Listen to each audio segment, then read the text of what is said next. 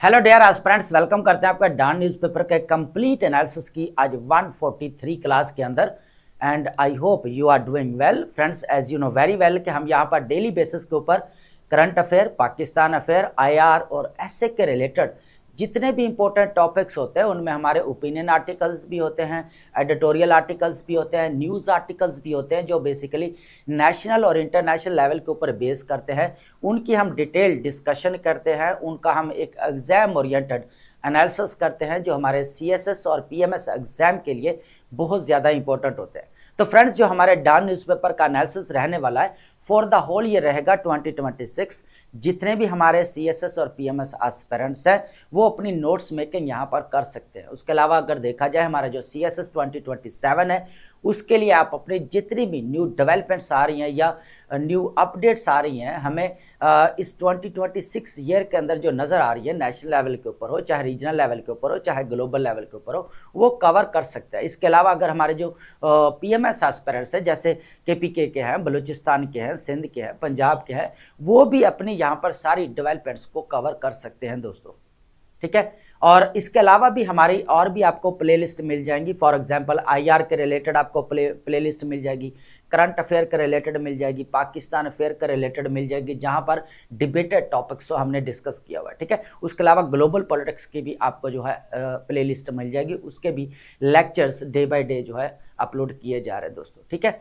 और इसके अलावा अगर आपको लगता है कि हमारे लेक्चर आपकी हेल्प करते हैं तो बी ऑनेस्ट होकर लाइक, कमेंट एंड शेयर लाजमी किया करें दोस्तों, ठीक है। तो चलते हैं अपने टॉपिक्स की तरफ। सबसे पहले हमारे पास आज जो टॉपिक रहने वाले, लेकिन उससे पहले एक इंपॉर्टेंट स्टेटमेंट है, गवर्नेंस के रिलेटेड है, क्योंकि आज जो हमारे टॉपिक्स है वो हमारे गवर्नेंस के रिलेटेड है, ठीक है। पाकिस्तान की बात कर रहे हैं हम, ठीक है। तो ये जो स्टेटमेंट है बेसिकली ये फ्रैंक हर्बर्ट है जो अमेरिकन ऑथर हैं, उन्होंने बेसिकली ये स्टेटमेंट कही थी। वो कहते हैं कि the machinery of the government is subordinate to the will of those who administer that machinery।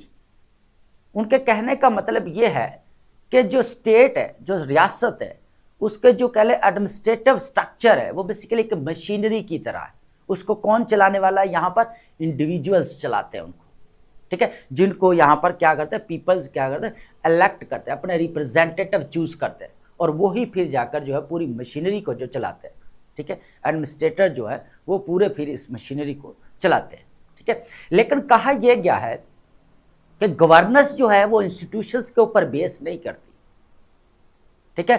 असल डिसीजन मेकिंग सिर्फ इंडिविजुअल्स की है जो यहां पर इलेक्ट किए जाते हैं, जो रिप्रेजेंटेटिव बनाए जाते हैं। उनके अंदर क्वालिटीज होनी चाहिए जो क्या कर सके, सोशो इकोनॉमिक एंड पॉलिटिकल जो यहाँ पर पॉलिसीज बनाई जाती हैं वो सोसाइटी के अंदर क्या कर सके या स्टेट के अंदर क्या कर सके कि एक कह लें कि प्रॉस्पेरिटी जो है यहाँ पर इंश्योर करवाई जा सके, ठीक है। ताकि यहाँ पर जो है वो कह लें कि जितने भी हमें यहाँ पर चैलेंजेस है या इंटरनल प्रॉब्लम्स है, इश्यूज हैं, उनको कर्टेल किया जा सके। और यही तो चीज़ है कि politics is art of possible, ठीक है दोस्तों, इसीलिए इसको बोला जाता है। तो चलते हैं हमारे आज जो ओपिनियन आर्टिकल्स रहने वाले हैं, एडिटोरियल आर्टिकल्स भी हैं हमारे, ठीक है। और ये टोटली देखा जाए तो हमारे इंटरनली गवर्नेंस के रिलेटेड कि सारा जो हम बात करते हैं ना स्टेट के अंदर इंस्टीट्यूशंस रिस्पॉन्सिबल, इंस्टीट्यूशंस रिस्पॉन्सिबल नहीं होते, हमेशा इंडिविजुअल्स होते हैं जो यहाँ पर डिसीजन मेकिंग बैठ कर करते हैं।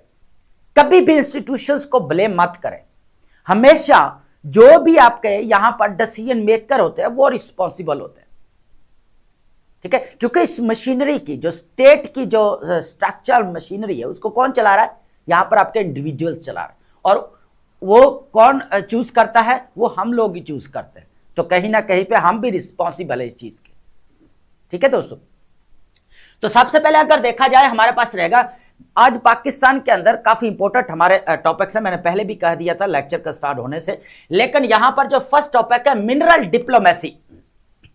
आपको पता है कि जिस तरह यहां पर ग्लोबल लेवल के ऊपर क्रिटिकल मिनरल्स को as a geopolitical tool use किया जा रहा है, एक तरफ हमें यहां पर यूएसए और चाइना का कंपटीशन देखने को मिल रहा है, ठीक है।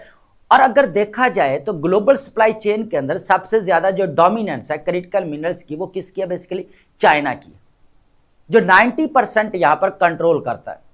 और यही चीज यहां पर यूएसए को ठीक नहीं लगती। उसने अभी भी यहां पर जो पैक सिलिका, हमने इसके ऊपर लेक्चर ऑलरेडी अपलोड किया हुआ है, अलायंस जो बनाया क्रिटिकल मिनरल्स को कंट्रोल करने के लिए। इसके अलावा अगर बात करें, हमारा प्रोजेक्ट वॉल्ट स्टार्ट किया गया है, 12 बिलियन डॉलर उसकी वर्थ है, यूएसए ने स्टार्ट किया, और वो क्रिटिकल मिनरल्स को स्टोर करता जा रहा है। उसको पता है जो फ्यूचर आने वाला टाइम है वो सारा किसके ऊपर बेस करा है? यहाँ पर क्रिटिकल मिनरल्स के ऊपर, चिप के ऊपर, उसके बाद सेमीकंडक्टर, सिलिकॉन, इसके ऊपर। ठीक है, आज पूरी दुनिया के अंदर जो हमें कंपटीशन देखने को मिल रहा है ना, वो क्रिटिकल मिनरल्स को लेकर। 21st सेंचुरी जो है ना, आपके क्रिटिकल मिनरल्स को लेकर जो है यहाँ पर पूरा हमें कह लें कि यहाँ पर रेस देखने को मिलेगी। जिस तरह 20th सेंचुरी के अंदर हमें ऑयल एंड गैस देखने को मिली थी, कोयला देखने को मिला था, स्टील देखने को मिले थे। ठीक है, हमें जो 21st सेंचुरी के अंदर क्या देखने को मिलेगा? यहाँ पर जो है वो टोटली क्रिटिकल मिनरल्स के जो है वो यहाँ पर कह लें कि रेस देखने को मिल सकते हैं, जहां से टैक वॉर भी आप स्टार्ट हो सकती है। अब हम जो चिप की बात करते हैं ना, chip as a new oil, इसीलिए इसको कहा जाता है, और ये एक स्ट्रैटेजिक टूल बन चुका है यहां पर दोस्तों। ठीक है, लेकिन हम बात करेंगे why Pakistan seek mineral state and status. ये चीज बहुत इंपॉर्टेंट है, इसको अंडरस्टैंड करना पड़ेगा। ठीक है, एक तरफ इंडिया भी अपना कह लें कि स्ट्रेटेजिक कॉरिडोर बनाने जा रहा था कि उसकी चाइना के ऊपर डिपेंडेंसी कम हो, जिस तरह यहां पर यूएस से डिपेंडेंसी अपने कम करना चाहता है। लेकिन अब पाकिस्तान के अंदर भी क्रिटिकल मिनरल्स बलूचिस्तान के अंदर पाए जाते हैं। ठीक है, लेकिन इंटरनली सिक्योरिटी चैलेंजेस का सामना है। सबसे बड़ी अगर हर्डल देखी जाए या हिंड्रेंस देखी जाए तो क्या नजर आती है? यहां पर इंटरनल सिक्योरिटी चैलेंजेस। अब एक तरफ तो यहां पर यूएसए के साथ हमारी डील हो रही है, और दूसरा अगर देखा जाए तो चाइना के साथ भी क्रिटिकल मिनरल्स को एक्सट्रैक्ट करना है।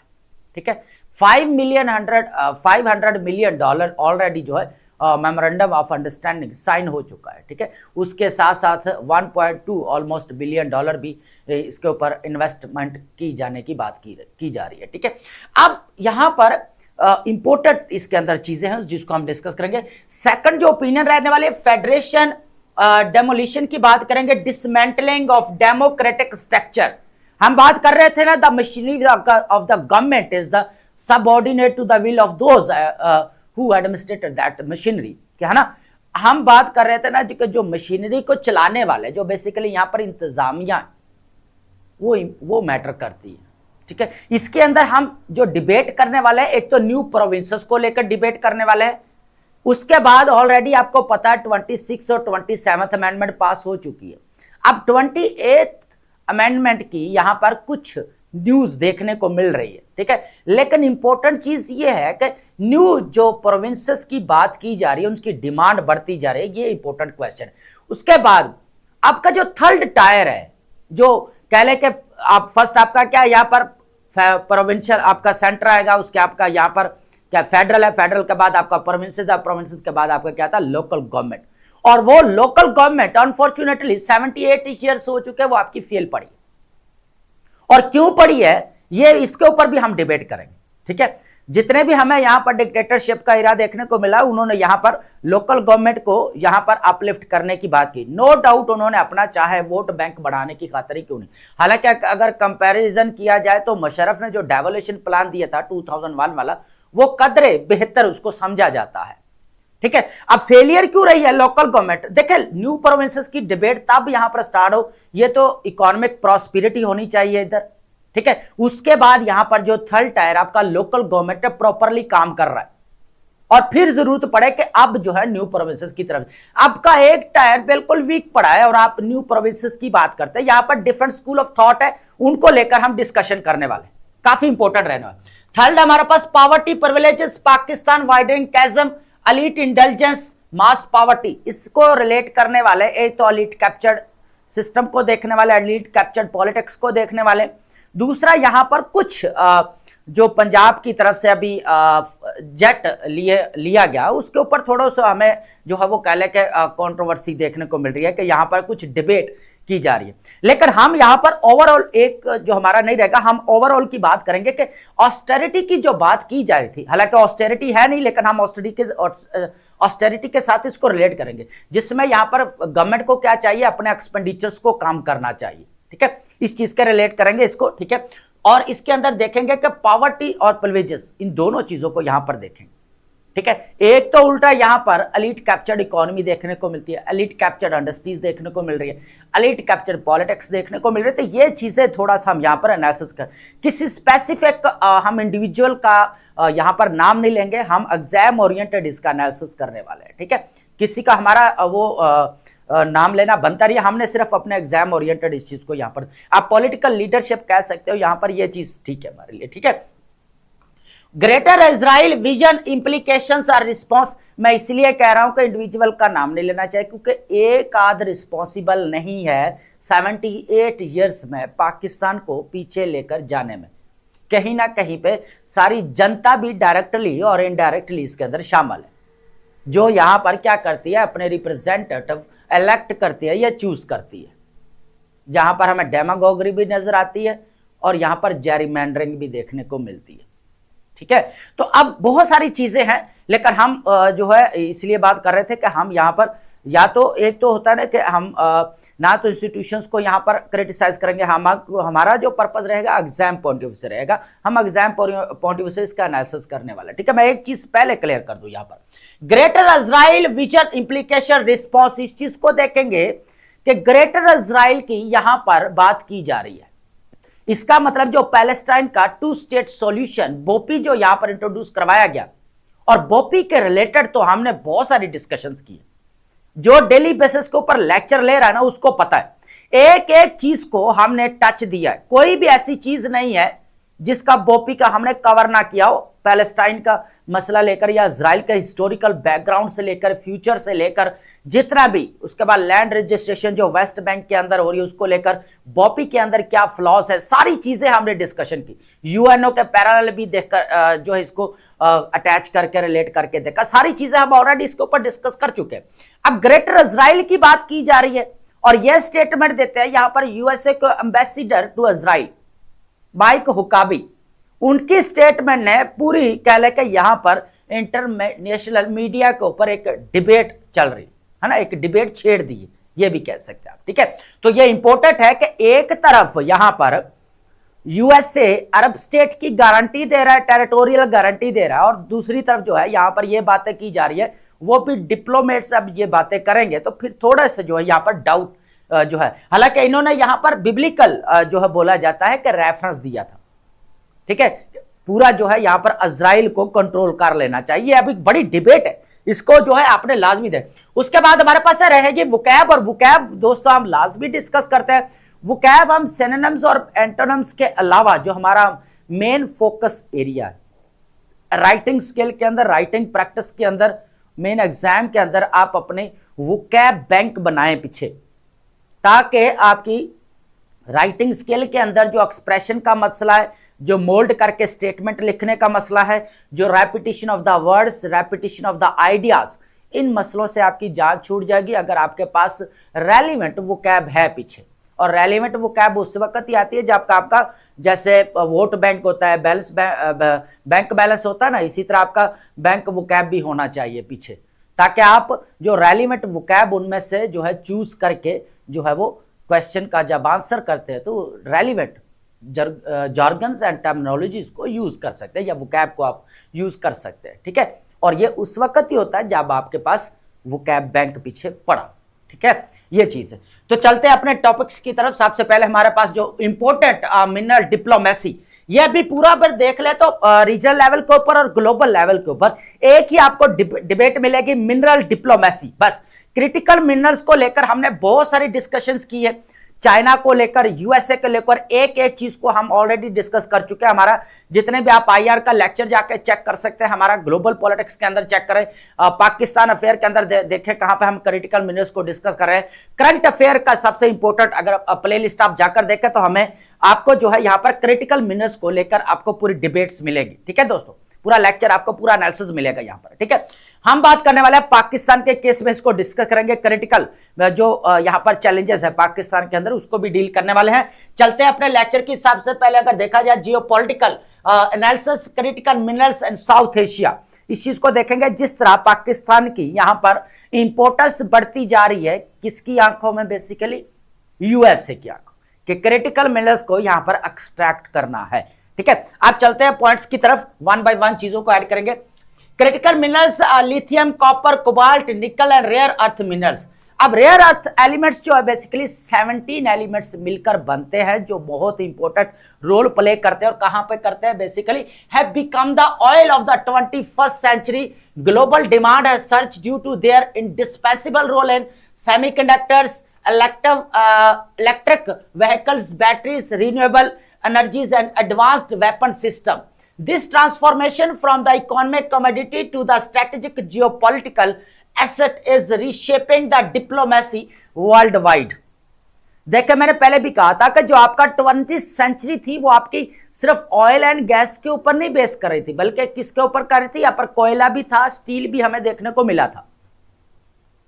ठीक है, उसके बाद जो है हमें अब 21st सेंचुरी के अंदर सारा जो कह लें कि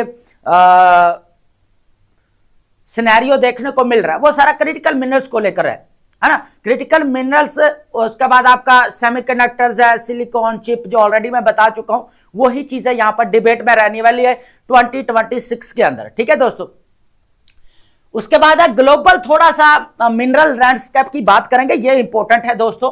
इसको टच देने के बाद देन हम जो है मिनरल डिप्लोमेसी के ऊपर चले जाएंगे, जहां पर जो मिनरल डिप्लोमेसी ऑलरेडी मैं आपको बता चुका हूं कि ये एक मिनरल्स को लेकर सफारतकारी है, जो स्टेट टू स्टेट जो है यहां पर होती हुई हमें नजर आ रही है। और सबसे ज्यादा कौन यहां पर इसको एक्सेलरेट कर रहा है? बेसिकली यूएसए कर रहा है। यहां पर ग्लोबल मिनरल्स लैंडस्केप की बात की जाए तो ऑलमोस्ट 320 बिलियन डॉलर इसकी ग्लोबल मार्केट वैल्यू नजर आती है। 2030 तक ये और बढ़ जाएगा, 500 से 600 बिलियन डॉलर तक ये बढ़ सकता है, 5 to 600, इससे भी क्रॉस कर जाएगा फ्यूचर में जिस तरह आप जाते जाएंगे। 60% अगर देखा जाए तो यहां पर चाइना की ग्रिप आती है, यहां पर कम बताया गया, लेकिन यह है कि ज्यादा इसके ऊपर हमें देखने को मिल रहा है। 90% इसको देखने को मिल रहा है ना। 60% है of the rare earth processing globally. अब प्रोसेसिंग के कॉन्टेक्स्ट में जो है 60% है। ठीक है, वैसे अगर आप देखेंगे तो यहां पर 90% आ रहा, तो ये भी ठीक है। ठीक है, इसको भी ओके करते हैं। 3x यहां पर 3 गुना बढ़ जाएगा 2030 तक इसकी डिमांड। और ये चीज हम ऑलरेडी जो है पहले आर्टिकल्स हैं, न्यूज आर्टिकल्स हैं या एनालिसिस हम डिस्कस कर चुके हैं, तो ये इंपॉर्टेंट था। अब लाजमी इसको, mineral diplomacy is the rapidly replacing oil diplomacy. States are signing mineral agreements, investing in mining abroad, creating strategic reserves. Governments are even leveraging minerals to mend ties with the Washington. Iran, despite looming US threats, has offered cooperative deals involving in energy and mining. आपको पता है एक चीज मैं बताने वाला हूं, यहां पर बहुत इंपॉर्टेंट है। यूएस से जहां जहां पे उसको नजर आ रहा है ना अपने नेशनल इंटरेस्ट, सबसे पहले जो प्रायोरिटी पे जो चीज रखी हुई है वो क्रिटिकल मिनरल्स को लेकर रखा हुआ है। क्रिटिकल मिनरल्स, चिप, सेमीकंडक्टर्स और सिलिकॉन बहुत इंपॉर्टेंट है। ताइवान वाला मसला देखें, ताइवान एडवांस्ड किस्म की यहां पर चिप बनाता है, दुनिया के फर्स्ट नंबर पर आता है। और क्यों सपोर्ट कर रहा है यहां पर चाइना, यूएस इसको, ताइवान को? कि उसको पता है कि यहां पर सबसे ज्यादा जो एक्सपोर्टर हमें नजर आता है वो ताइवान आता है, चिप का, जो यूएसए एक्सपोर्ट करता है। उसके बाद जापान देखे और साउथ कोरिया देखे, ये ट्रायंगल बनता है। और ये ट्रायंगल तीनों क्रिटिकल मिनरल्स का बहुत इंपॉर्टेंट है। जापान भी बहुत, इसलिए तीनों के साथ आप यूएसए के रिलेशन देखेंगे बहुत अच्छे चल रहे हैं, बना के रखी हुई है उसने, इसलिए वो जो है बैक सपोर्ट करता है ताइवान की, ताकि चाइना कंट्रोल ना कर ले। कोंगो की बात करेंगे, कोंगो एंड उसके बाद रिवांडा के दरमियान में अभी हमें वॉर देखने को मिली 2025 के अंदर। उसका हमें हिस्टोरिकल बैकग्राउंड से लेकर हमने पूरा कवर किया वो लेक्चर, लेकिन यह है कि वहां पर भी सुलह होने के बाद, एग्रीमेंट होने के बाद हमें एक डील देखने को मिली क्रिटिकल मिनरल्स को लेकर यूएसए के दरमियान, कांगो और यूएसए के दरमियान। जहां जहां पे 8 सीज फायर की बात की गई है ना 2025 के अंदर, वहां पर आप जाकर चेक करें क्रिटिकल मिनरल्स की आपको डील नजर आएगी। पाकिस्तान और इंडिया की वॉर हुई, उसमें अंदर मेडिएटर रोल प्ले किया यूएसए ने। सबसे पहले देखा $500 मिलियन जो है यहां पर मेमोरेंडम ऑफ अंडरस्टैंडिंग साइन किया क्रिटिकल मिनरल्स को लेकर। और यहां पर सेक्रेटरी ऑफ स्टेट यूएसए के मार्क रूबियो और उसके बाद अगर देखा जाए पाउल कपूर जो हमें नजर आते हैं, उन्होंने भी यहां पर स्टेटमेंट किया। साउथ एशिया के अंदर जो सबसे हमारा पार्टनर है वो यहां पर पाकिस्तान है, ठीक है। और वो क्लियर उन्होंने एक चीज बड़ा क्लैरिटी के साथ कही है कि हमें काउंटर टेररिज्म को लेकर कंसर्न है, जो चैलेंजेस है पाकिस्तान को वो खत्म करना पड़ेगा। और दूसरा यहां पर इकोनॉमिक इंटरेस्ट की बात की, क्रिटिकल मिनरल्स को लेकर इंपोर्टेड चीज है दोस्तों, ठीक है। तो अब यूएसए और ईरान का मसला चल रहा है, तो अब कहीं ना कहीं पे क्रिटिकल मिनरल्स की डिबेट हमारे सामने आते हुए नजर आ रही है, ठीक है दोस्तों, ये भी है। अब साउथ एशिया की थोड़ा सा हम यहां पर लेंगे थोड़ा सा ओवरव्यू। यहां पर रीन्यूड सिग्निफिकेंस अगर देखा जाए, इंडिया अप्रोच, इंडिया क्या कर रहा है यहां पर भाई? इंडिया ये कर रहा है कि जो replicating Beijing model, acquiring overseas mining projects and launching the rare earth corridor strategy to become manufacturing power independent of China. New Delhi aims for self-sufficiency in processing and downstream industrialization. अब ये check करें, यहां पर हमें देखने को मिल रहा है कि इंडिया भी यहां पर चाइना के ऊपर डिपेंडेंसी को कम करना चाहता है और यहां पर क्या कर रहा है, रेयर अर्थ कॉरिडोर स्ट्रेटेजी जो है इसने बनाना शुरू कर दी है। तो ये किसको कॉपी कर रहा है? बिल्कुल हम बात कर सकते हैं यूएसए को, क्योंकि यूएसए ने अभी जो यहां पर पैक सिल्का बनाया है ना, उसका काम ही यही है कि यहां पर चाइना के ऊपर जो डोमिनेंस है या डिपेंडेंसी उसको कम किया जाए, ठीक है दोस्तों। उसके बाद पाकिस्तान अप्रोच क्या होनी चाहिए? यहां पर क्या है, positioning as a mineral state, Islamabad signalling willingness to work with the USA western bloc to create alternative supply chain to China's dominance this. अब ये बात की जा रही है बेसिकली यहां पर जो यूएसए बेसिकली यहां पर चाइना के ऊपर अपनी जो है डिपेंडेंसी को कम करना चाहता है या चाइना की डोमिनेंस को यहां पर जो है डी एस्केलेट करना चाहता है। तो ये चीज बेसिकली यहां पर कही जा रही है। और पाकिस्तान मिनरल स्टेट है यहां पर, जो अभी मिनरल्स यहां पर एक्सट्रैक्ट करने की भी बात की गई। पूरा आगे हम डिस्कशन करते हैं, इसकी है इसके फैक्ट्स भी हैं यहां पर। This represent a fundamental part for security based partnership to industrial collaboration, ठीक है। आप बात करेंगे why Pakistan seeks mineral status, इस चीज को यहां पर देखने वाले, ये इंपॉर्टेंट पॉइंट हमारे पास रहने वाला है। Why Pakistan seek mineral status, इस चीज को यहां पर ऐड करेंगे दोस्तों। सबसे पहले अगर देखा जाए, restoring strategic relevance after the USA withdrawal from the Afghanistan, Islamabad lost leveraging in Washington calculus. जब से यहां पर 20 ईयर वॉर लड़ने के बाद पाकिस्तान को काफी ब्लेम किया गया कि जो है वो पाकिस्तान ने जो साथ नहीं दिया, यहां पर काफी ब्लेम का सामना करना पड़ा, ठीक है। ब्लेम गेम चली है यहां पर, ठीक है। लेकिन अब जो है यहां पर पाकिस्तान के साउथ एशिया के अंदर जो है वो इंपोर्टेंस बढ़ती हुई नजर आई। Trump's push to break China's rare earth monopoly offers Pakistan a chance to reengage not a security ally SEATO. हालांकि अगर देखा जाए पाकिस्तान ऑलरेडी सीटो को ज्वाइन कर चुका है, major NATO non alliance legacy भी देखने को मिल रही है। But as an industrial partners this could end the vicious cycle of the conflict driven transactional relationship. इसके अलावा देखा जाए तो जिस तरह यहाँ पर यूएसए ने दोनों कंट्रीज के दरमियान में टेंशन को भी डी एस्केलेट करवाया, इंडिया और पाकिस्तान की बात कर रहा है यहाँ पर। उसके बाद है कॉन्फ्लिक्ट डी एस्केलेशन, यहाँ पर बात आ गई है। Pakistan view Washington as a sole power capable of the managing India Pakistan tension, ठीक है, from 1999 Kargil conflict to 2001-2 stand off जो हमें नजर आया मिलिट्री के इंडिया और पाकिस्तान के दरमियान में, 2019 पुलवामा अटैक, बालाकोट क्राइसिस, उसके बाद मई के अंदर जो वॉर देखने को मिली। तो hostility USA has repeatedly deescalated, बार बार जो है कहीं ना कहीं पे डायरेक्टली और इनडायरेक्टली यूएसए अपना रोल प्ले करता रहा है। और उसके बाद greater USA commercial tax and Pakistani minerals could create stronger incentives for Washington to prevent escalation and serve as an indirect deterrent. ये चीज है। उसके बाद हमें यहां पर देखने को मिल रहा है नेक्स्ट पॉइंट हमारे पास है अट्रैक्टिंग फॉरेन इन्वेस्टमेंट। जब से यहां पर यूएसए के साथ रिलेशंस बिल्ड हुए, क्रिटिकल मिनरल्स यहां पर देखने को मिल रहा है, तो एफडीआई भी यहां पर आते हुए हमें नजर आ रही है। जिस तरह पाकिस्तान के डे बाय डे आप देखें फॉरेन रिलेशंस को हम डेली बेसिस के ऊपर डिस्कस करें। अभी रिसेंटली हमने कतर का यहां पर डिस्कस किया, कतर का आज भी आर्टिकल था, लेकिन आज हमने उसको दोबारा रिपीट नहीं किया क्योंकि ऑलरेडी हम उसके ऊपर डिस्कशंस कर चुके हैं। उसके बाद है अट्रैक्टिंग फॉरेन इन्वेस्टमेंट है in a period of the acute economic stress.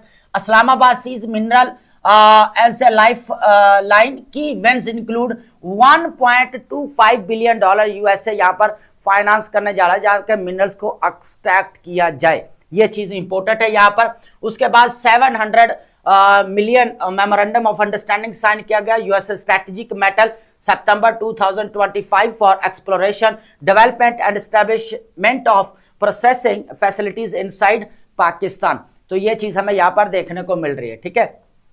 इस वजह से पाकिस्तान का मिनरल स्टेटस जो है यहां पर देखने को मिल रहा है। क्रिटिकल चैलेंजेस की बात करेंगे, फोर्थ नंबर पॉइंट हमारे पास इंटरनल सिक्योरिटी चैलेंजेस है। Mineral rich Balochistan faces persistent terrorism and political grievances.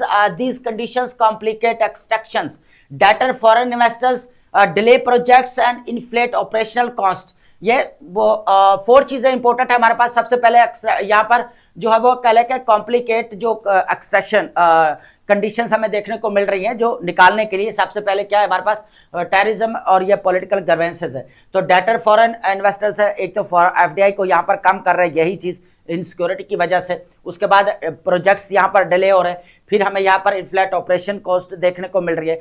तो ये हमें यहाँ पर चीजें इसके आप कह सकते हैं कि यहाँ पर जो है इसके रिजल्ट्स हैं, ठीक है, टेररिज्म और इसके पॉलिटिकल ग्रीवेंसेस की वजह से ये काम नहीं हो पा रहा।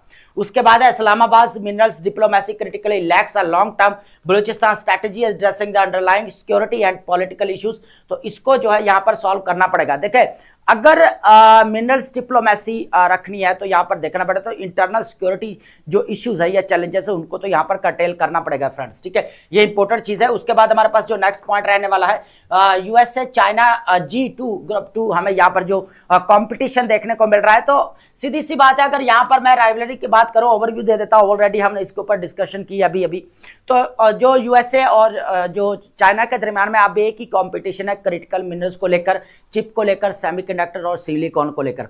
अब चाइना जो है ना अगर देखा जाए 4th या 5th नंबर पर आता है दुनिया के चिप बनाने के अंदर से, ठीक है। लेकिन दुनिया के अंदर सबसे पहले किसका नाम आता है यहाँ पर, TSMC कंपनी जो ताइवान की है, फिर हमें NVIDIA यूएसए नजर आता है। उसके बाद अगर हम बात करें जापान, साउथ कोरिया, फिर हमें यहाँ पर चाइना देखने को मिलता है। तो अब क्या कर रहा है कि जो यूएसए बेसिकली अभी 200 जो है चिप प्रोवाइड कर रहा है, एक्सपोर्ट करने की बात की है चाइना को, ताकि चाइना कहीं पे एडवांस लेवल की चिप बनाना स्टार्ट ना कर दे। अब उस यूएसए को ये डर लगा हुआ है क्योंकि जिस तरह उसके पास क्रिटिकल मिनरल्स है, तो इसलिए तो उसकी हेजमनी भी है रीजनल लेवल के ऊपर और ग्लोबल लेवल के ऊपर। रीजनल स्टेबिलिटी इंपेरेटिव की बात की जाए तो mineral success depends on the neighbourhood peace. Chile देख ले, अब यहाँ पर हिस्टोरिकल डिस्प्यूट चल रहा है, लेकिन लोग फिर भी वहां जाकर क्या कर रहे हैं, इन्वेस्टमेंट कर रहे हैं। तो पाकिस्तान को भी यही करना पड़ेगा, इंटरनल सिक्योरिटी चैलेंजेस को यहाँ पर कर्टेल करना पड़ेगा ताकि एफडीआई आए, लोग आकर यहाँ पर इन्वेस्ट करें, ठीक है। क्रिटिकल मिनरल्स को यहाँ पर एक्सट्रैक्ट करना चाहिए और पाकिस्तान को इस चीज का जो है फायदा उठाना चाहिए, ठीक है, ये इंपॉर्टेंट चीज है। उसके बाद dispute enjoyed peaceful borders and became the world's leading copper producer. और दुनिया के अंदर अब देखा जाए तो हमें सबसे ज्यादा यहाँ पर कॉपर देखने को मिल रहा है चिली के अंदर। उसके बाद DR Congo demonstrate the opposite conflict undermining the resource wealth. और उसके बाद कॉन्गो और यहाँ पर रिवांडा वाला मसला देख ले, अभी भी लड़ाई चल रही है। तो यहाँ पर यूएसए ने साइन तो कर लिया क्रिटिकल में वहां पर जितना एरिया है, लेकिन जो अभी भी वहां पर क्या कर रहे हैं, रिसोर्सेज को अंडरमाइन तबाह कर रहे हैं वो बेसिकली, ठीक है। तो ये चीज है। अब बात करेंगे हमारे पास जो नेक्स्ट रहने वाला है friends, the 5 phases of mineral diplomacy, इस चीज को देखेंगे, ठीक है। सबसे पहले हमारे पास जो रहने वाला 5 फेजेस ऑफ डिप्लोमेसी के अंदर रिसोर्स आइडेंटिफिकेशन, सर्वे, कंप्लीट रिजर्व्स मैप्ड। ये इंपॉर्टेंट चीज है। सबसे पहले यहाँ पर सर्वे करना पड़ेगा कि कहाँ कहाँ पर क्रिटिकल मिनरल्स पाए जाते हैं, बलूचिस्तान के अंदर है, जीबी के अंदर है, KPK के अंदर है, ये पूरा यहाँ पर जो है सर्वे किया जाए पहले तो, रिजर्व देखे मैप्ड पूरा यहाँ पर, ठीक है। उसके बाद इन्वेस्ट मोबिलाइजेशन होनी चाहिए यहाँ पर, फंडिंग और पार्टनरशिप सिक्योर्ड। तो यहाँ पर सबसे ज्यादा हमें पार्टनरशिप आगे आता है, कौन नजर आ रहा है, यूएसए नजर आ रहा है, चाइना भी नजर आ रहा है। Extraction, active mining and production, ये इंपॉर्टेंट मैटर करती है चीज। तो जो आप एक्सट्रैक्शन के लिए भी तो मशीनरी चाहिए ना आपको, माइनिंग करने के लिए वो भी जरूरी है। वैल्यू चेन कैप्चर की बात करें, प्रोसेसिंग एंड इंडस्ट्रियलाइजेशन, तो ये दोनों चीज़ें इंपॉर्टेंट है। प्रोसेसिंग के लिए भी इंडस्ट्री चाहिए, इंडस्ट्रियलाइजेशन भी होनी चाहिए ताकि क्रिटिकल मिनरल्स को यहाँ पर प्रोसेस किया जा सके। सेमीकंडक्टर्स ट्रांसफॉर्मेशन की बात की जाए तो जॉब डेवलपमेंट है, ठीक है। उसके बाद स्ट्रैटेजिक यहाँ पर गेन हासिल होता है, जिस तरह हमें ये पर फ्यूचरिस्टिक स्ट्रैटेजिक टूल या जियोपॉलिटिकल टूल यूज होता हुआ नजर आ रहा है दोस्तों। तो ये 5 हमारे पास स्टेप्स नजर आ रहे हैं जो मिनरल डिप्लोमेसी के जो हमें नजर आते हैं, फेजेस अभी आप कह सकते हैं दोस्तों। बॉटम लाइन की अगर बात की जाए तो इंपॉर्टेंट है ये line. Bottom line, Pakistan minerals diplomacy offers a genuine pathways to strategic relevance and economic resilience but only if Islamabad can resolve Balochistan security dilemma, navigate USA China rivalry without a strategic dependency। Pakistan को यहां पर कोशिश करनी चाहिए कि dependency ना हो, ठीक है। दोनों को बैलेंसिंग एक्ट के साथ लेकर चलना पड़ेगा। Build the institutional capacity, institutional capacity बहुत ज्यादा इंपॉर्टेंट मैटर करती है हमारे कंट्री के अंदर। इस चीज को देखना पड़ेगा, इसको अपलिफ्ट करना पड़ेगा, ठीक है, ये बहुत इंपॉर्टेंट है। उसके बाद इंस्टीट्यूशनल कैपेसिटी को भी देखना पड़ेगा, जो ऑलरेडी हम डिस्कस कर चुके हैं यहाँ पर।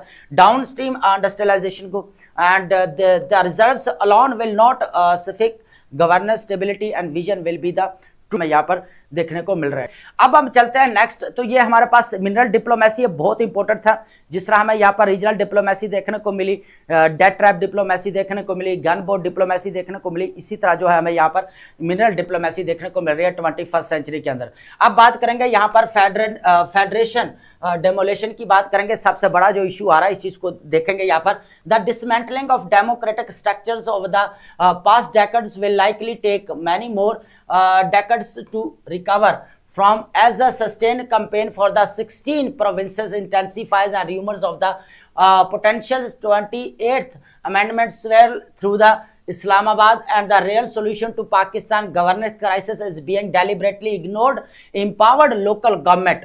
ये इंपॉर्टेंट चीज है, यहां पर इस चीज को देखेंगे। अब और क्या रहा है कि देखा जाए तो जो गवर्नमेंट हमें जो मशीनरी नजर, स्टेट की जो मशीनरी नजर आ रही है, अब उसको चलाने के लिए यहां पर इंडिविजुअल्स होने चाहिए, लेकिन इंडिविजुअल्स यहां पर वो क्वालिटीज भी होनी चाहिए गवर्न करने वाले, ताकि पॉलिसीज अगर जो बनाई जाए ताकि उससे socio economic and political prosperity ensure करवाई जा सके स्टेट के अंदर। ये इंपॉर्टेंट चीज है। अब हो क्या रहा है कि अब न्यू यहां पर हमें प्रोविंसेस की बात देखने को मिल रही है कि 16 प्रोविंसेस बनाए जाने की यहां पर हमें जो रूमर्स देखने को मिल रही है 28th अमेंडमेंट की, ठीक है। नो डाउट अब ये कितने प्रोविंसेस की बात होती है, कितने, वो अलग बात है। बात करेंगे न्यू प्रोविंसेस को लेकर, चाहे 4 है, चाहे 8 है, चाहे 12 है, ठीक है। इस चीज को लेकर डिस्कशन करने वाले। अब इंपॉर्टेंट चीज ये है, जो आपका एक थर्ड टायर है, जो फेडरल है आपका प्रोविंस है, और थर्ड आपका क्या आएगा यहाँ पर लोकल गवर्नमेंट है।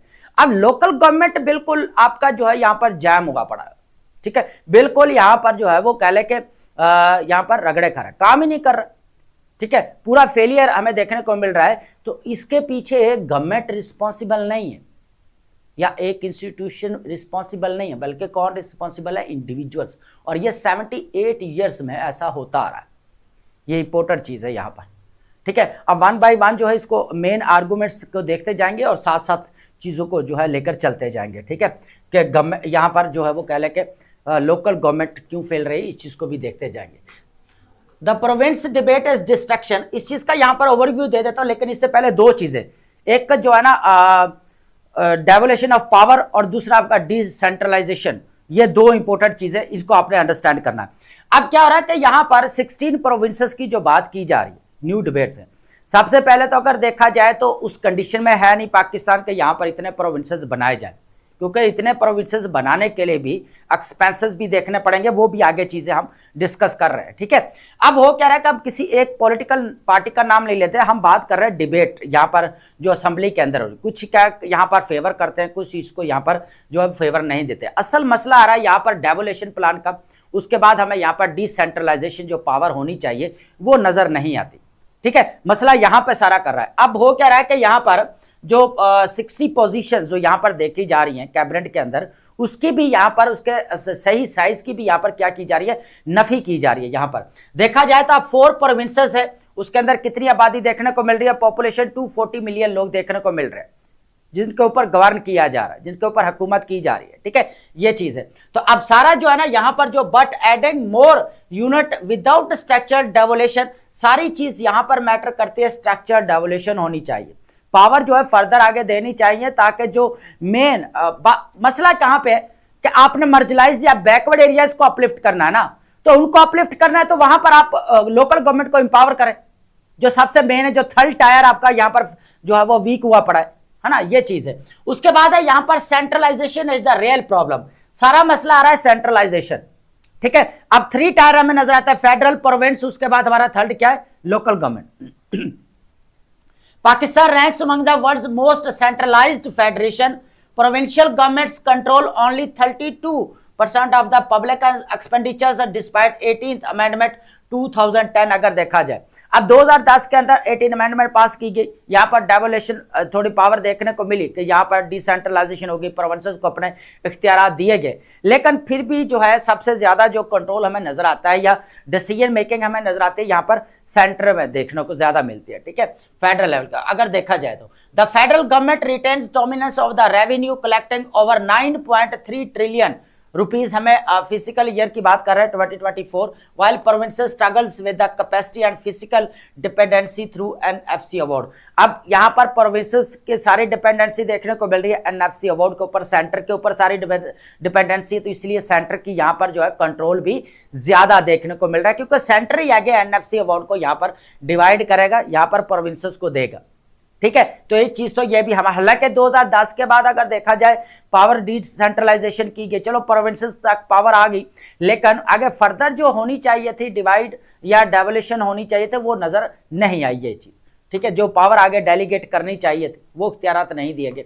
अब थर्ड नंबर पर है यहां पर local governments are the proven answer अगर देखा जाए, every serious governance analysis from the World Bank to यहां पर यूएनओडीपी की बात कर रहे हैं, development programme concludes that functional third tier of the government is the indispensable, बहुत इंपॉर्टेंट होता है जो आपका थर्ड टायर होता है गवर्नमेंट का, लोकल गवर्नमेंट की बात की जा रही है।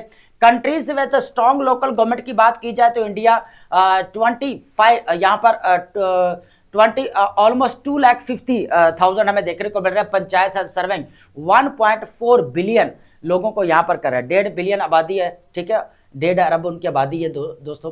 Consistently deliver better services Pakistan local government when active have served 150 जो हमें 1000 नजर आ रहा है elected councillors but remain chronically undermined. अब ये क्यों अंडरमाइंड है, ये भी सबसे बड़ी रीजन इसके पीछे क्या आती है, ना तो इनको फाइनेंशियल बैकअप दिया गया, ना इनको डिसीजन मेकिंग के इंक्लूड किया गया। अब यहाँ पर अगर देखा जाए अयूब खान के इरा के दौरान में क्या किया गया, यहाँ पर जो है लोकल गवर्नमेंट को इंट्रोड्यूस करवाया गया, लेकिन कहा यह जाता है डायरेक्टली या इनडायरेक्टली के टोटली देखा जाए तो वोट बैंक देखने को मिला। उसके बाद यहाँ पर जियाउल हक साहब आते हैं, फिर हमें डेवोल्यूशन प्लान देखने को मिलता है 2013 के अंदर, हमें यहाँ पर जो है वो कह लें कि आफ्टर रेस्टोरेशन ऑफ डेमोक्रेसी, तो हमें यहाँ पर केपीके के अंदर लोकल गवर्नमेंट जो है इंप्लीमेंट होते हुए नजर आता है, लेकिन वो फेल हो गया क्योंकि वहाँ पर जो फाइनेंशियल बैकअप चाहिए था, जो लोकल गवर्नमेंट के अंदर लोग चाहिए, वो नहीं यहाँ पर इंक्लूड किए गए, डिसीजन मेकिंग के अंदर नहीं लिया गया, जिसकी वजह से यहाँ पर लोकल गवर्नमेंट फेलियर पड़ा आपका। उसके बाद है provinces are the political bulwark है, यहाँ पर ethno linguistic provincial boundaries carry deep political symbolism. Pakistan was envisioned as a Federation of the multiple nations, Baloch, Pashtun, Sindhi, Punjabi, historically 4 military dictatorships 1958, 1969, 1977 and 1999, or bypassed provinces by propping up the local bodies and an illusion of decentralization while getting second tier political resistance। अब सारा मामला जो है ना यहाँ पर चाहे dictatorship ऐसा, वही बात है कि यहाँ पर सारा जो किया गया, जो डिसेंट्रलाइजेशन पावर होनी चाहिए, डीप रूट जो आप बात करते हैं डेमोक्रेसी की, कि यहाँ पर डोर स्टेप जो है वो होनी चाहिए, यहाँ पर डेमोक्रेसी घर घर में होनी चाहिए, जानी चाहिए, है ना, लेकिन वो कहाँ जाएगी जब आप लोकल गवर्नमेंट को उनको डिसीजन मेकिंग के अंदर इंक्लूड नहीं करेंगे, उनको फाइनेंशियल बैकअप नहीं देंगे, तो वो आपका थर्ड टायर कैसे काम करेगा। चाहे डिक्टेटरशिप हो, चाहे डेमोक्रेटिक हमारी गवर्नमेंट हो, तो यहां पर मसला चाहे पार्लियामेंट्री सिस्टम है, चाहे प्रेसिडेंशियल सिस्टम है, बात एक है कि यहां पर लोकल गवर्नमेंट को जितनी देर तक आप इंपावर नहीं करेंगे। और इंपावर बातों से नहीं किया जाता या एक्ट की या अमेंडमेंट करने से नहीं होती, बल्कि उनको क्या करना पड़ेगा, डिसीजन मेकिंग के अंदर और फाइनेंशियल बैकअप देना पड़ेगा, देन जाकर वो सक्सेसफुल होंगे। ठीक है, ये इंपॉर्टेंट चीज है यहां पर। तो अब देखा जाए तो पाकिस्तान के अंदर 4 प्रोविंसेस, हर प्रोविंस के अंदर जो है वो कह ले के हमें बलोच भी देखने को मिलते हैं, पश्तून भी देखने को मिलते हैं, पंजाबी है, सिंधी है। ठीक है, तो हमें यहां पर कह ले एक किस्म का मल्टीलिंगुअल देखने को मिलते हैं, है ना। लेकिन हो क्या रहा है कि अब हर प्रोविंस के अंदर हर जो है वो कह ले पॉलिटिकल पार्टी अपनी गवर्नमेंट रन कर रही है। मसला ये भी आ रहा है यहां पर, ठीक है, मल्टी पार्टी सिस्टम है ना, जो हम कहते हैं इससे डेमोक्रेसी जो अच्छी नहीं होती, इससे ज्यादा डिस्प्यूट और क्लैश भी जो है वो बढ़ता है। फिर अब हर गवर्नमेंट प्रोविंस अपनी गवर्नमेंट को लेकर बैठा हुआ चला रहा है। सेंट्रल लेवल के ऊपर जो अगर बात की जाए, जब उनको एक पेज के ऊपर आने के लिए बोला जाए तो फिर आते नहीं है, फिर वहां पर डिस्प्यूट उनके दरमियान में भाई चल रहा है। अब सबसे बड़ी एग्जाम्पल दे लें यहाँ पर वाटर की, सिंध और पंजाब का मसला पानी को लेकर है, जो 1992 के अंदर साइन किया गया, लेकिन फिर भी जो है यहाँ पर डैम क्यों नहीं बन रहे, इशू चल रहा है यहाँ पर। जब कह ले कि यहाँ पर नेशनल इंटरेस्ट की बात हो तो देखा जाए तो जहां पर प्रोविंसेस फिर यहाँ पर जो है वो जो है कह ले के कोऑपरेट करते हुए नजर नहीं आते। तो इस तरह अगर यहाँ पर प्रोविंसेस बन जाएंगे तो फिर तो यहाँ पर मल्टीपल कह ले पॉलिटिकल पार्टीज और बन जाएगी। जो नीचे से एलीट और आ रही है भाई, वो कहां जाएगी? उस एलीट ने भी तो कुछ ना कुछ करना है ना। जब न्यू प्रोविंसेस आएंगे तो वो अपनी गवर्नमेंट बना लेंगे वहां पर, तो फिर उनको एक पेज के ऊपर लाना ये सबसे बड़ा मुश्किल काम है। ठीक है, फिर हर किसी की अपनी डिमांड्स है, हर किसी की रिक्वायरमेंट है। समटाइम ये भी रिक्वायरमेंट्स या डिमांड्स नहीं भी पूरी की जा सकती। ठीक है, अब एनएफसी अवार्ड को लेकर अभी बहुत सारी डिबेट्स चल रही हैं। ठीक है, तो हिस्सा बढ़ाया जाए, अब ये एक अलग डिबेट है। ऑलरेडी अगर देखा जाए तो नेचुरल डिजास्टर्स का सामना करना पड़ रहा है पाकिस्तान को। ठीक है, तो काफी इश्यूज है जो हमें यहां पर देखने को मिल रहे हैं दोस्तों। ठीक है, उसके बाद हमारे पास है the risk of tinkering are the existential, इस चीज को देखेंगे, ये काफी इंपॉर्टेंट है। Political temperature and KPK Balochistan are already at boiling point. Balochistan insurgency and KPK security crisis, many any restructuring will be perceived as a center driven power grab, and the 18th amendment passed with cross party consensus in 2010 and the charter of democracy जो 2006 के अंदर कह ले के नून league और PP के दरमियान में यहाँ पर साइन किया गया था। Hard won democratic victories that must not be sacrificed for the short term gain. अब यहाँ पर क्या हो रहा है, मसला क्या आ रहा है कि यहाँ पर अब केपीके है या बलूचिस्तान है, प्रोविंसेस है, वो कह रहे हैं वो सारी जो पावर वो ये कहते हैं कि यहाँ पर सेंटर के अंदर पावर है सारी, है ना। अब सेंटर के ऊपर जो डिपेंडेंसी तो नजर आती है हमें प्रोविंसेस की सेंटर के ऊपर। ठीक है, क्योंकि यहाँ पर जो एनएफसी अवार्ड अभी हमने जो डिस्कस किया तो वो भी सेंटर अपनी मर्जी से देगा सबको। यहाँ पर जो कॉन्स्टिट्यूशनली जो बनाया गया यहाँ पर जो एनएफसी अवार्ड जो दिया जाता है। ठीक है, अब उसके अकॉर्डिंग अगर देखा जाए तो बहुत सारे प्रोविंसेस ये भी बोलते हैं हमारा बैकवर्ड एरिया ज़्यादा है, मार्जिनलाइज्ड कम्युनिटी ज़्यादा है, तो हमें ज़्यादा हिस्सा मिलना चाहिए। अब प्रोडक्शन का मसला भी है, पॉपुलेशन का मसला भी है। ठीक है, नेचुरल डिजास्टर्स हैं उनका भी मसला आ रहा है यहाँ पर।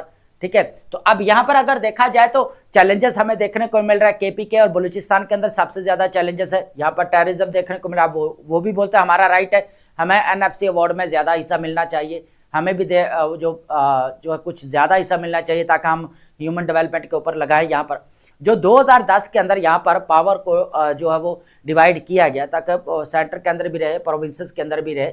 18 अमेंडमेंट का पर्पस क्या था बेसिकली, ठीक है, पार्लियामेंट्री डेमोक्रेसी लाने का।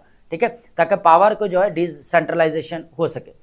तो अब यही ब्लेम किया जा रहा है बार बार केपीके और बलूचिस्तान के, सारी पावर जो है वो कह के सेंटर के अंदर, सेंटर इसको कंट्रोल करता है, ये कहा जा रहा है। ठीक है, अब ये इंटरनली डिबेट सारी चल रही है, तो इस चीज को लेकर देखना पड़ेगा कि जहां पे जो ये ना एक बड़ी कह ले कि यहाँ पर हमें चीज देखने को मिल रही है कि एनएफसी अवार्ड देकर और सारा जो डिबेट है ना, सारी डिबेट एनएफसी अवार्ड की है। क्योंकि देखें अब जब आप पैसे देने शुरू कर देंगे प्रोविंसेस को, तो प्रोविंसेस खुश ही खुश है, प्रोविंसेस को पैसे चाहिए भाई, है ना, क्योंकि सिस्टम को चलाने के लिए आगे पैसे चाहिए ना। विदाउट पैसे आप कैसे काम करेंगे, उधर बातों से तो काम होगा नहीं।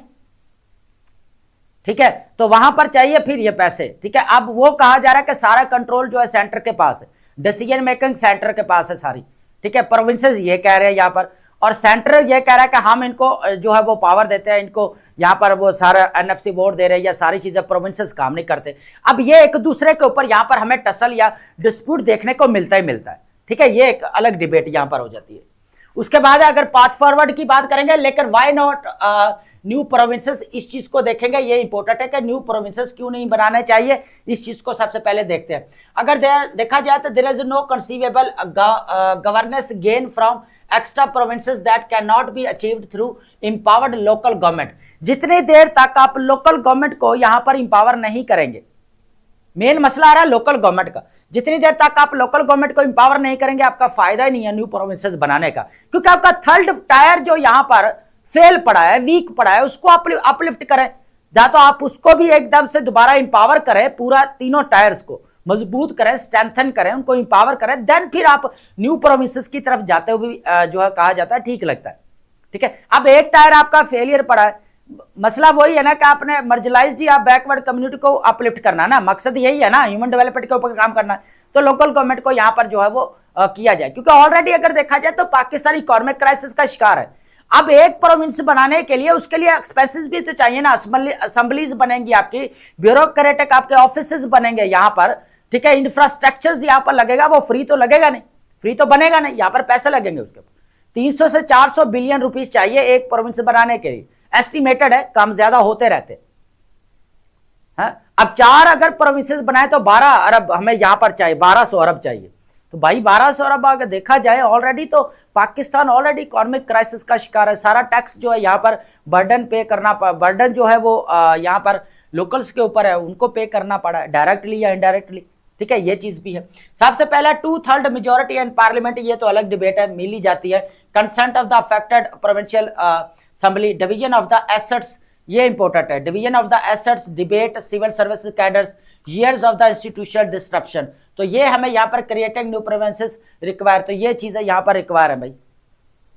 ठीक है, लेकिन मसला वो आ रहा है हम इसकी तरफ जा नहीं सकते, ये मसला है। Local government empowerment requires only political will, the one resource Pakistan ruling class had consistently refused to spend on the grass roots democracy. अब ग्रास रूट्स डेमोक्रेसी को इंपावर करने का एक ही हाल है कि भाई आप इनको फाइनेंशियल बैकअप दें, उसके बाद डिसीजन मेकिंग के अंदर इंक्लूड करें। ठीक है, ये चीज यहां पर नजर आ रही।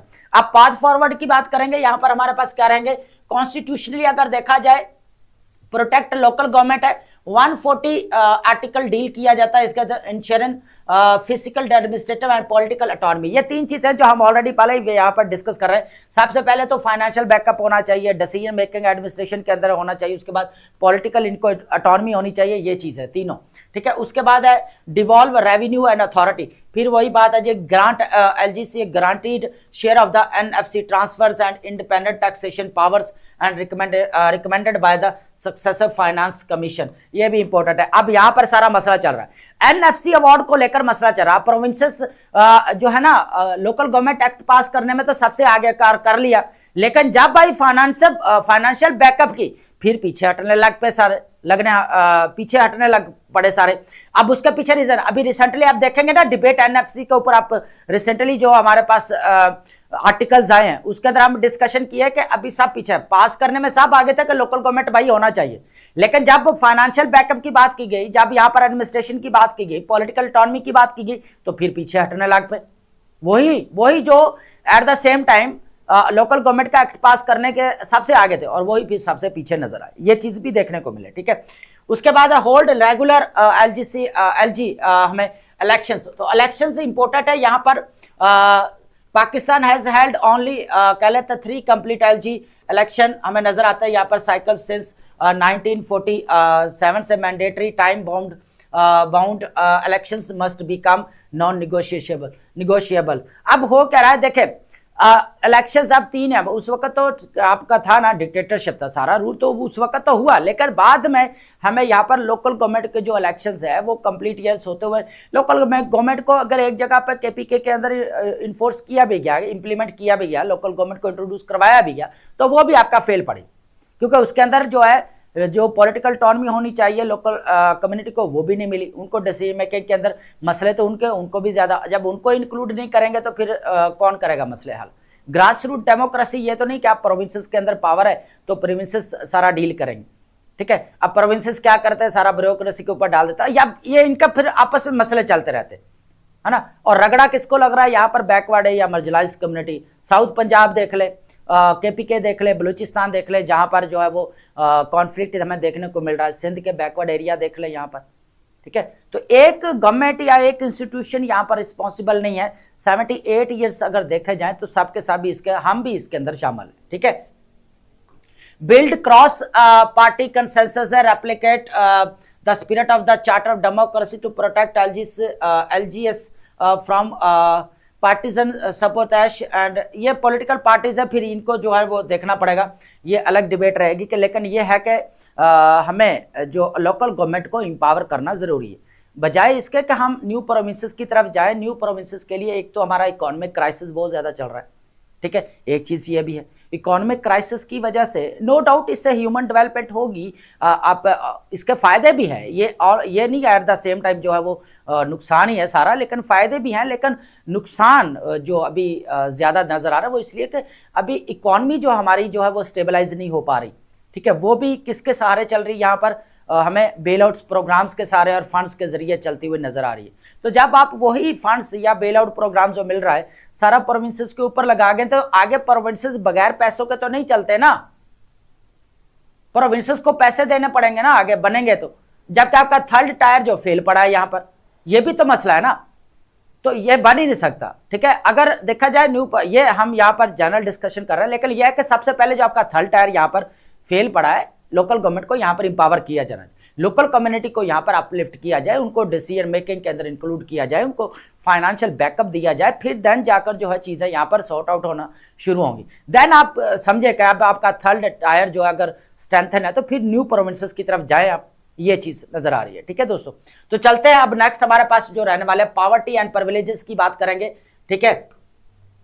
Pakistan widening chasm elite intelligence and mass poverty की बात करेंगे, लेकिन एक बात हम यहाँ पर एक और चीज भी क्लियर कर दें यहाँ पर कि किसी भी, मैंने पहले भी कहा था कि किसी भी हम एक इंडिविजुअल्स का नाम या पॉलिटिकल के इंस्टीट्यूशंस का नाम या लेने की जरूरत नहीं है, हम एग्जाम ओरिएंटेड अपन एनालिसिस करेंगे यहाँ पर बिल्कुल जो है वो बैलेंस अप्रोच के साथ दोस्तों, ठीक है।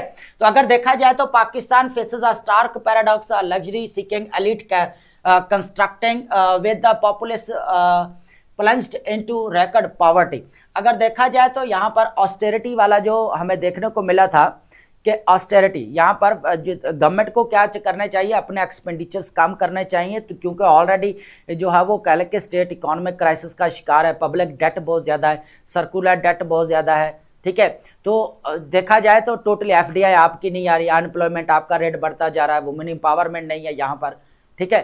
उसके बाद ह्यूमन डेवलपमेंट के ऊपर बिल्कुल काम नहीं हो पा रहा, एजुकेशन आपका रैंक यहाँ पर देख ले रैंक, ठीक है, डेमोक्रेसी का रैंक आप चेक कर ले। तो अगर देखा जाए तो ये बहुत सारे मसाइल हैं, इंटरनल सिक्योरिटी चैलेंजेस है इतने बड़े, प्रोविंसेस अपनी जगह पे लड़ रहे हैं, प्रोविंसेस बोल रहे हैं न्यू जो है प्रोविंसेस बनाए जाए, ठीक है। अब ये डिबेट है, लेकिन यहाँ पर जो है फेडरल या गवर्नमेंट अगर बात करें तो एक्सपेंडिचर्स को कम करना चाहिए बजाय इसके के बढ़ाने के, ठीक है। असल ये मुद्दा है सारा पूरा अगर देखा जाए तो। अब अगर यहाँ पर एक और चीज भी है फ्रेंड्स, मैं बताना चाहूंगा, इंपॉर्टेंट है हमारे पास कि economic disparity fuels social unrest and post significant geopolitical.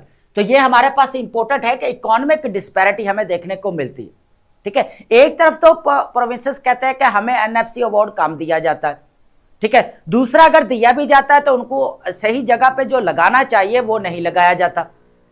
अब बात वही है कि यहाँ पर ऑस्टेरिटी के, यहाँ पर गवर्नमेंट को अपने एक्सपेंडिचर्स को कम करना पड़ेगा, ठीक है, ये कहा जा रहा है। बेसिकली ऑलरेडी जो है पाकिस्तान मल्टीफेरियस चैलेंजेस का सामना कर रहा है, ये चीज है। तो अनरेस्ट, उसके बाद है post significant geopolitical risk, particularly अगर बात की जाए resource rich but neglected region, ठीक है। अब रिसोर्सेज बहुत ज्यादा है, हर चीज है, लेकिन मसला कहाँ पे आ रहा है सारा, रीजन के अंदर कि आपके जो डिस्ट्रीब्यूशन का मसला आ रहा है, एलोकेशन का मसला आ रहा है। वही बात है जो आपके इंडिविजुअल्स का, जो हम बात कर रहे थे यहाँ पर फ्रैंक हर्बर्ट की, कि the machinery of the government is subordinate to the will of those who administrated that machinery. तो सारा मैटर वही करता है जो स्टेट की मशीनरी चला रहा है, इंडिविजुअल्स बैठकर, इंस्टीट्यूशंस तो चलाते नहीं, आपका इंडिविजुअल्स बैठकर चलाते हैं। असल देखा जाए तो उनके अंदर क्वालिटीज होनी चाहिए। तो ये चीज हमें यहाँ पर देखने को मिल रही है फ्रेंड्स कि फिर तो इकोनॉमिक डिस्पैरिटी तो है ही है, फिर NFC अवार्ड के ऊपर भी आप मसले एक हो तो बंदा इस चीज की बात करे ना यहाँ पर की इंडिकेटर्स ऑफ डिस्पैरिटी की बात करेंगे। सबसे पहले अगर देखा जाए सर्जिंग जो है यहाँ पर पावर्टी रेट्स, सबसे पहले अगर देखा जाए पावर्टी एक तरफ आपकी बढ़ रही है, एक्सपेंडिचर्स आपके कम नहीं किए जा रहे, मसला यहाँ पर भी आ रहा है। यहाँ पर house hold integrated economic survey reveals 29% of the population, approximately 70 million people live below the poverty line, जिसकी कितना यहाँ पर मंथली इनकम कितनी है 8,484, ठीक है। And all time high Punjab alone सा पॉवर्टी इंक्रीज फ्रॉम 16.5% टू 23.3% जो है हमें यहाँ पर बढ़ती हुई नजर आ रही है, ठीक है। अब हिसाब लगाएं कि 16% से अब 23% होगी पॉवर्टी लाइन। बात कर रहे हैं यहाँ पर इकोनॉमिक स्टेबिलिटी या आपकी इकोनॉमिक प्रॉस्पेरिटी आ रही, भाई नहीं आ रही। आपका अनएम्प्लॉयमेंट रेट बढ़ रहा है, पॉवर्टी की आपकी बढ़ती जा रही है, ठीक है। इन्फ्लेशन को डाउन करने से काम नहीं चलेगा, पॉवर्टी आपकी वहां पे वहीं खड़ी है, बल्कि और बढ़ती जा रही है और सर्च कर रही है, ठीक है, ये चीज है। और उसके बाद अगर देखा जाए तो अनएम्प्लॉयमेंट रेट देख ले, वो भी बढ़ता जा रहा है, वो भी आगे नेक्स्ट आने वाला है, वो उसको भी डिस्कस करते जाए।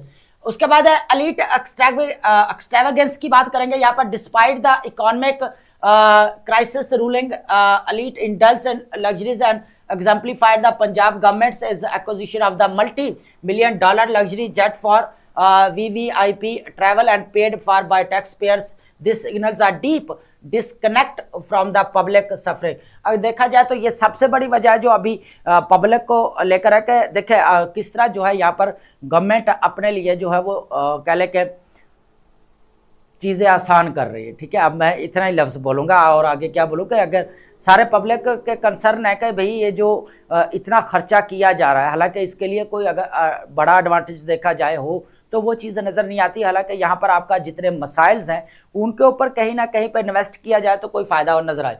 वेल्थ कॉन्सेंट्रेशन है, the economic landscape is highly unequal with the top 10 owing around the 60% of the national wealth. This extreme concentration exacerbates social tensions and hinders broad based development.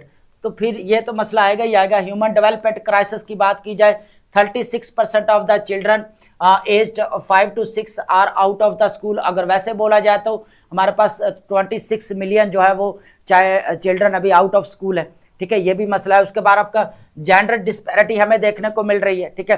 Half of the rural womens having never attended schools, ठीक है। Access to basic health care services, ठीक है, ये सारे मसाले हैं human development के। ना एजुकेशन ना वुमेन एम्पावरमेंट हमें देखने को मिलती है, हेल्थ केयर फैसिलिटीज, इंफ्रास्ट्रक्चर्स, ये सारी चीज़ें सामने हैं। और यहाँ पर अगर देखा जाए तो मसला जो आ रहा है ना यहाँ पर ऑस्टेरिटी वाला कि एक्सपेंडिचर्स को गवर्नमेंट को कम करना चाहिए। जिस तरह ऑलरेडी पब्लिक डेट बढ़ता जा रहा है, यहाँ पर ह्यूमन डेवलपमेंट के ऊपर इतना खर्च नहीं किया जा रहा, वो भी खर्च करना पड़ेगा, ठीक है। ऑलरेडी बहुत सारे क्राइसिस का शिकार है, उसको भी देखना पड़ेगा ओवरऑल अगर हम इसकी बात करें तो, ठीक है। और भी बहुत सारे प्रॉब्लम्स है, चीज़ें हैं। तो अब इसको देखें कि प्रोविंशियल इम्बैलेंस की बात करें तो अनरेस्ट है, यहाँ पर the uneven distribution of resources है lead to the significance disparity among the provinces feeding discontent and instability. इस चीज़ को अब अब हो क्या रहा है कि यही चीज़ तो डिस्पैरिटी, जब आप अब एक आप चीज़ के ऊपर इतना इन्वेस्ट कर रहे हैं तो डिस्पैरिटी तो क्रिएट होगी यहाँ पर, ठीक है। अब दूसरे प्रोविंसेस बोलेंगे भाई जो उनको हिस्सा दिया जा रहा है वो क्या कर रहे हैं, फिर यहाँ पर क्रिटिसाइज किया जाएगा दूसरी गवर्नमेंट की तरफ। जो दूसरी हमें यहाँ पर प्रोविंसेस की गवर्नमेंट नजर आती फिर वो क्रिटिसाइज करते हुए नजर, फिर वो भी इस अमल को दोहराती हैं, ठीक है। फिर वो भी ये काम करेंगे भाई उन्होंने लिया तो अब हम भी जो है हमें भी चाहिए, हमने भी यहाँ पर जो है वो इसके ऊपर इन्वेस्ट करना है। तो फिर बाकी चीज़ें फिर सारी कंप्रोमाइज़ होती हुई नजर आती है। ये लैक ऑफ कह लें कि डिस्ट्रीब्यूशन ऑफ द रिसोर्सेस है, ये चीज़ सबसे बड़ी है, ठीक है। उसके बाद है केपीके एंड बलूचिस्तान है, सबसे ज़्यादा हमें यहाँ पर क्राइसिस देखने को मिल रहा है, ठीक है। उसके बाद है यहाँ पर फाटा अबंडनमेंट हमें देखने को मिल रही है। District now part of the KPK promised $100 billion जो है देने की बात की गई, लेकिन अभी तक जो है यहाँ पर नहीं दिए गए, ये भी प्रॉब्लम है। उसके बाद स्वेयर पॉवर्टी की बात की जाए तो 35% से 40% रिस्पेक्टिवली हमें यहाँ पर देखने को मिल रही है, सिर्फ केपी और बलूचिस्तान की बात की जा रही, ठीक है। और अगर देखा जाए तो पंजाब पीर भी कदरे बेहतर है कि 23% पे स्टैंड कर रहा है, ठीक है। उसके बाद है पावर्टी मिलिटेंसी नेक्सस की बात है। Economic backwardness in KPK and Balochistan correlate strongly with the rising militancy alienated youth. अब देखा जाए तो सबसे ज़्यादा कहाँ पे हमें मिलिटेंट्स ग्रुप्स एस्केलेट होते हुए नज़र आ रहे हैं, वो सबसे ज़्यादा बलूचिस्तान और केपीके के अंदर आ रहे हैं। तो देखा जाए तो यूथ यहाँ पर जो है वो कह लें कि बिल्कुल एंग्जाइटी का शिकार है, बिल्कुल जो है जो कह लें कि एक मेन कह लें कि फ्यूचर का टूल है नेशन का, तो वो आपका बिल्कुल जो है यहाँ पर डिप्राइव्ड हो चुका है। ठीक है, तो ये बेसिकली पूरा एक एनालिसिस का एलीट जो हमें यहाँ पर नजर आ रहा है कि जिस तरह एलीट कैप्चर्ड पॉलिटिक्स है या एलीट कैप्चर्ड इकोनॉमी है हमें नजर आती है, एलीट कैप्चर्ड रिसोर्सेज, ये सारी चीज़ें वही जो अपनी मर्जी से है फिर वो अपनी कर लिया। लेकिन कहा यह जाता है कि ये डिसीजन मेकिंग के लिए या टाइम बचाने के लिए ये चीज़ें की जाती है, लेकिन उसके एवज अगर देखा जाए ऑलरेडी आपका मुल्क जो है कंट्री वो इतने चैलेंजेस का मीरियड चैलेंजेस का सामना है उसको, और ये चीज़ें देखने को मिल रही है। एक थोड़ा क्रिटिसिज्म है इसके ऊपर, तो ये आपने एज ए पॉजिटिव लेना इसको। ठीक है, नाम जो है आपने किसी का भी जो है यहाँ पर यूज़ नहीं करना, ये इंपॉर्टेंट चीज़ है। अब बात करेंगे यहाँ पर ग्रेटर इजराइल की, जो बार बार हमें देखने को मिल रही है। अब ग्रेटर इजराइल जो है यहाँ पर जो यूएसए के एम्बेसडर हैं टू इजराइल, उन्होंने बेसिकली माइक हुगाबी ने जो यहाँ पर स्टेटमेंट्स दी है वो काफ़ी हिला देने वाली थी, उसको हम यहाँ पर देखने वाले हैं दोस्तों। The concept of the greater Israel once fringe idea is now openly endorsed by influential figures including Israel's prime minister and prominent US ambassador, transforming it from the quasi mythical entity into the tangible geopolitical objectives with profound regional and international implications। अब इस तरह के जब diplomats बैठकर statements देंगे, जो हम आगे डिस्कस करने वाले हैं, ऑलरेडी भी हम इसके ऊपर डिस्कस कर चुके हैं कि फ्रॉम द नील टू अफरात, यहाँ पर देखा जाए तो कहा यह गया था स्टेटमेंट के अंदर कि पूरा जो है इजराइल को यहाँ पर दरियाए नील से लेकर अफरात तक जो है कंट्रोल कर लेना चाहिए, इसके कब्जे में आ जाए तो ठीक होगा। अब ये कहा गया डिफेंड करने के लिए कि ये बिब्लिकल एक रेफरेंस था, ये बोला गया यहाँ पर। ठीक है, लेकिन इस तरह की स्टेटमेंट्स जो है वो कल के रीजनल लेवल के ऊपर, ग्लोबल लेवल के ऊपर जो है वो कल के नेगेटिव इम्पैक्ट्स डालती है, क्योंकि यूएसए एक तरफ तो यहाँ पर अरब स्टेट जो है टेरिटोरियल गारंटी देता है, और दूसरी तरफ इस तरह की स्टेटमेंट नजर आएंगी तो रिएक्शन यहाँ पर जो है ओआईसी, उसके बाद यहाँ पर जीसीसी और जो हमें देखने को मिल रही है, तो ये ऑलरेडी जो है अपनी यहाँ पर स्टेटमेंट इसके अगेंस्ट दे चुके हैं। ठीक है, जिस तरह हमें यहाँ पर एक टेंशन एस्केलेट होते हुए नजर आई मुस्लिम स्टेट्स के दरमियान में दोस्तों। ठीक है, अब अगर देखा जाए तो यहाँ पर चार चीज़ें हैं जो हम ऐड करेंगे यहाँ पर। सबसे पहले देखेंगे बिब्लिकल बॉर्डर की बात कीजिए, the Israeli prime minister's public commitment to this vision and coupled with US ambassador's endorsement of the Israel taking all land from the Nile to अफरात, वही बात जो अभी हम करके हटे हैं। उसके बाद है contradiction of the international law, और इस तरह की जब एम्बेसडर डिप्लोमेट्स बात करेंगे तो वो इंटरनेशनल लॉ है उसको वायलेट किया जा रहा है, सीधी सी बात है, ओपनली, है ना। तो देखा जाए तो वैसे assertion that occupied West Bank area C is Israel. अब एरिया सी जो है सबसे ज्यादा देखा जाए पैलेस्टाइन था, लेकिन ये अभी कंट्रोल किस में यहाँ पर जो है इजराइल के, और इजराइल जो है हम बात कर रहे थे यहाँ पर लैंड रजिस्ट्रेशन की।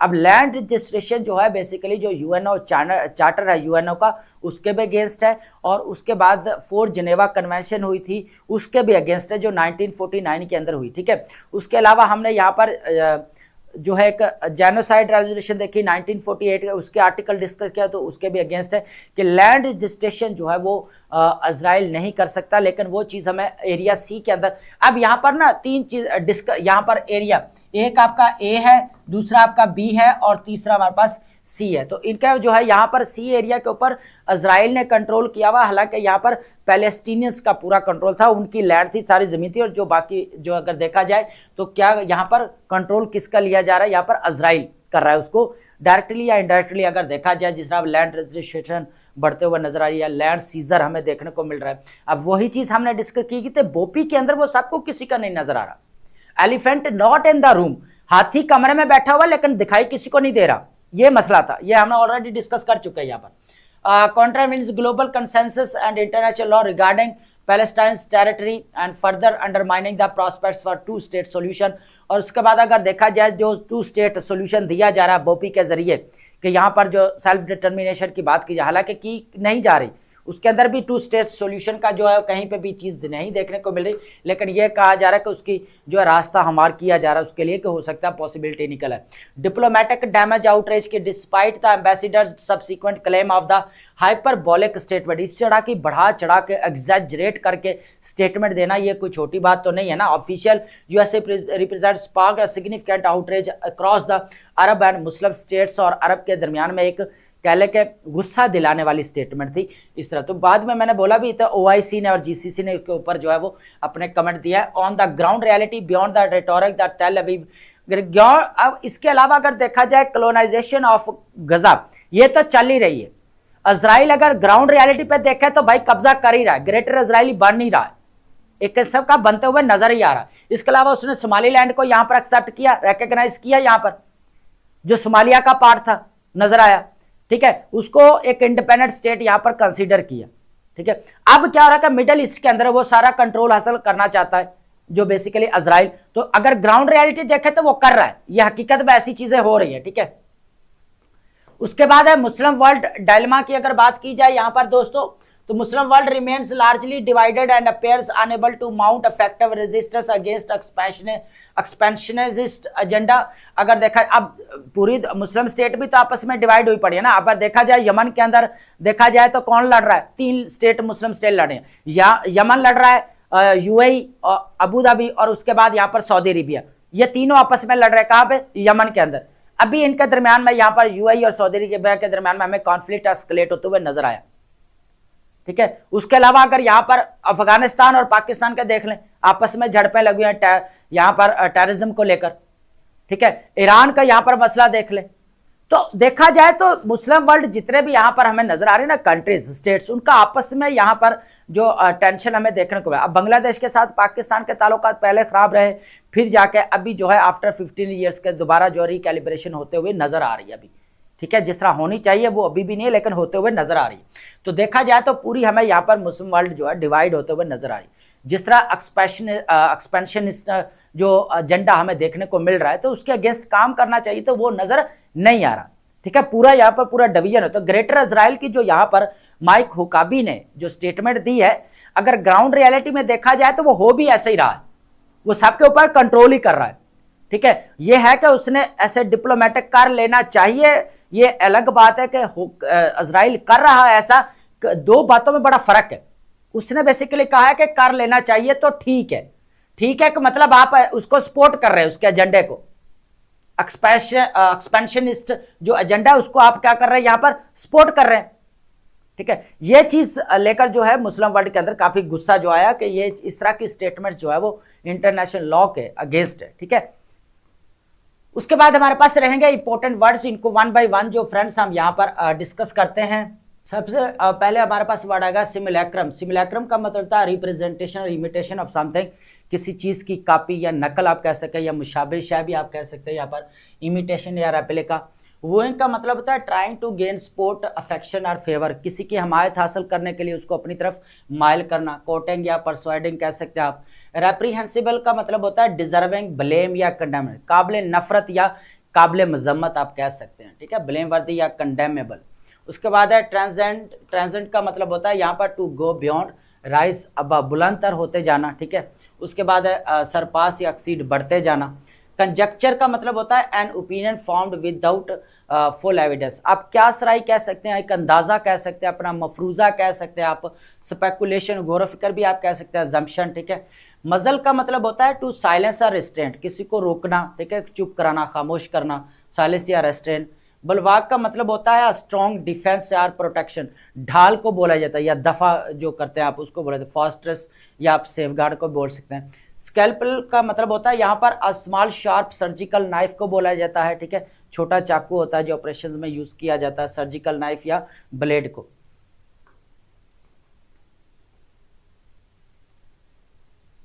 नेक्स्ट हमारे पास जो वर्ड रहने वाला है यहाँ पर दोस्तों बाइफरकेटेड, डिवाइडेड इनटू 2 पार्ट्स, 2 हिस्सों में तकसीम हुआ होना, ठीक है, स्प्लिट या डिवाइडेड।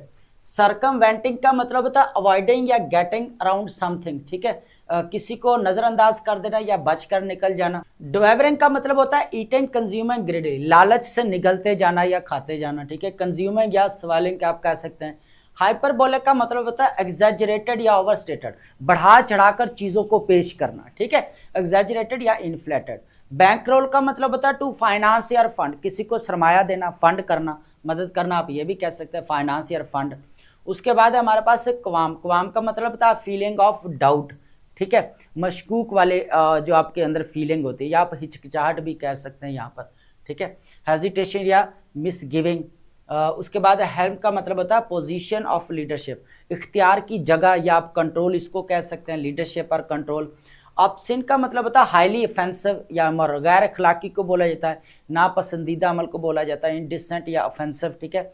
एशलियन का मतलब होता है a level of rank in organisation, rank को बोला जाता है बेसिकली, और टैग को बोल सकते हैं आप यहाँ पर। तो आई होप आपने लेक्चर अंडरस्टैंड किया होगा and thank you so much.